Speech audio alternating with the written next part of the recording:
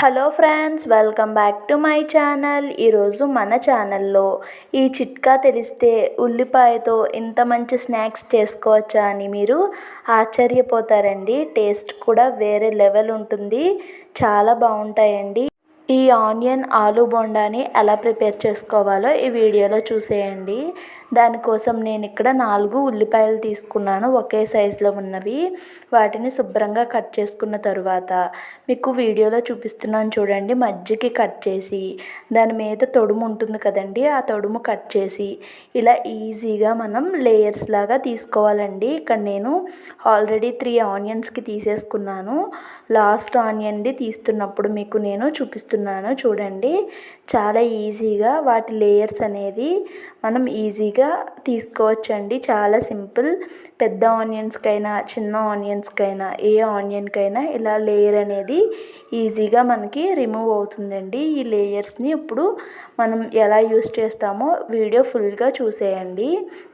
ముందుగానే ఉడికించి పెట్టుకున్న 2 పెద్ద బంగాళదుంపల్ని తీసుకున్నానండి. వీటిని నేను శుభ్రంగా తొక్క తీసేసి మెత్తగా అయితే స్మాష్ చేసేసుకుంటున్నానండి చేత్తో. చాలా మెత్తగా స్మాష్ చేసుకోవాలి, ఎక్కడ కూడా చిన్న ఉండలు కూడా లేకుండా. ఇప్పుడు దీంట్లోకి కొంచెం పసుపు అండ్ అలానే కొంచెం సాల్ట్, కొంచెం కారం అండ్ అలానే కొంచెం ధనియాల పొడి, కొంచెం జీలకర్ర పొడి, కొంచెం గరం మసాలా వేసుకుంటున్నానండి.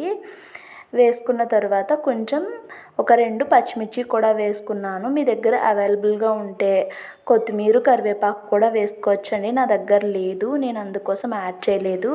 అండ్ అలానే నిమ్మరసం కూడా యాడ్ చేసుకోవచ్చండి. అవేమీ నా దగ్గర లేవు కాబట్టి నేను యాడ్ చేయలేదు. ఇప్పుడు ఈ ఆలు మసాలా మొత్తం మిక్స్ చేసుకొని బాగా పక్కన పెట్టేసుకోవాలి. ఇప్పుడు వేరొక బౌల్ తీసుకొని ఒక 100 గ్రామ్స్ వరకు నేను శనగపిండి తీసుకున్నానండి. అండ్ అలానే ఒక 2 టేబుల్ స్పూను బియ్యపిండి, రుచికి తగ్గట్టు ఉప్పు, కొంచెం కారం అండ్ అలానే కొంచెం వంట సోడా వేసుకున్నానండి. తర్వాత కొంచెం వాము కూడా వేసుకుంటున్నాను, డైజెషన్ ప్రాబ్లం ఏమీ ఉండకుండా ఉండటానికండి.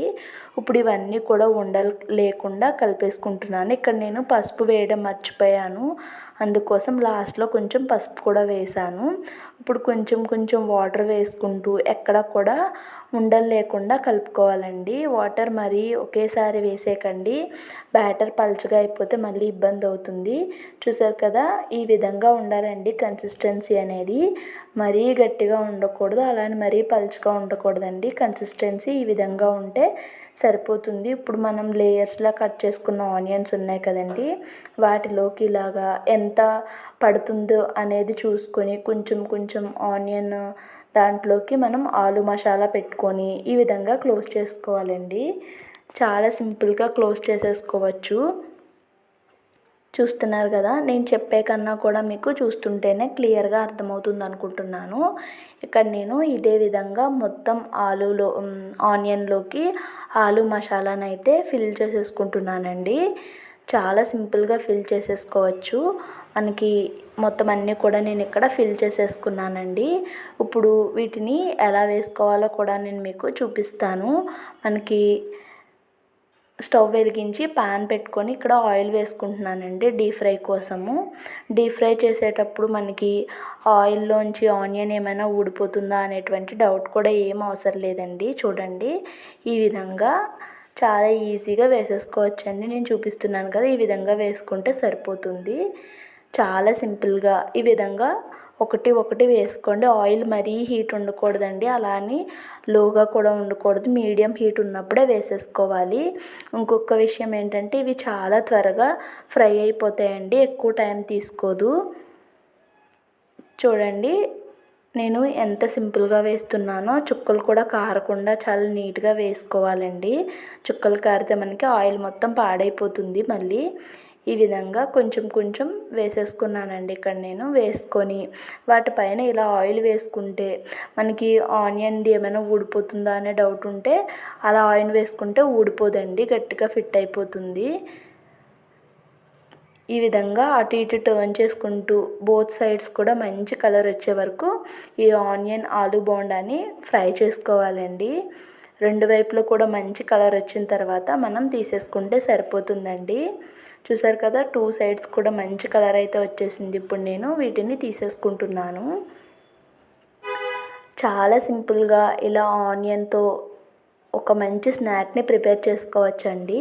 ఈ స్నాక్ గురించి మీలో ఎవరికైనా తెలుసా అనేది కూడా కామెంట్ చేయండి. చాలా టేస్టీగా ఉంటాయండి. పిల్లలైతే చాలా ఇష్టంగా తింటారు. ఇక్కడ నేను అదే విధంగా మొత్తం అన్నీ కూడా వేసేసుకుంటున్నాను. వేసుకొని వాటిని కూడా బోత్ సైడ్స్ మంచి కలర్ వచ్చే వరకు ఫ్రై చేసుకొని తీసేసుకుంటున్నానండి. ఇంతే అండి, చాలా సింపుల్గా ఆనియన్ ఆలు బోండాని చాలా ఈజీగా ప్రిపేర్ చేసేసానండి. ఈ రెసిపీ మీలో ఎవరికైనా నచ్చిందా నచ్చలేదా కామెంట్ చేయండి. రెసిపీ అయితే చాలా బాగుంటుంది. ఒకసారి ట్రై చేసి మీకు ఎలా కుదిరిందో కామెంట్స్లో షేర్ చేసుకోండి. ఈ వీడియో కనుక మీకు నచ్చినట్టయితే లైక్ చేసి షేర్ చేసి ఛానల్ని సబ్స్క్రైబ్ చేసుకోండి.